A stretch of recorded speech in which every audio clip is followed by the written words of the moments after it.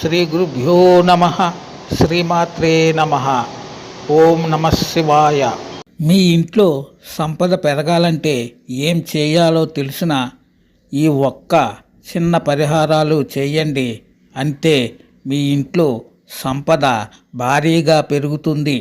మీ ఇంటిలో సంపద పెరగాలని మీకు ఆశగా ఉందా? అయితే ఇలా చేయండి, మీ ఇంటిలో సంపద పెరుగుతుంది.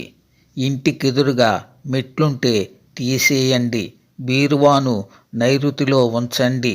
ఇంటి గుమ్మం ముందు వినాయక ఫోటో ఉంచండి. ఈశాన్యంలో మొక్కలను ఉంచకండి.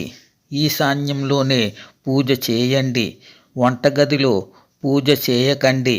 ఇంటి గుమ్మానికి ఎదురుగా గోరింటాకు ముళ్ళ చెట్లను ఉంచకండి.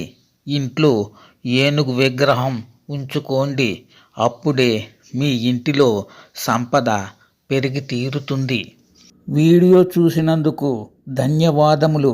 సబ్స్క్రైబ్ చేయండి, ఒక లైక్ కొట్టండి.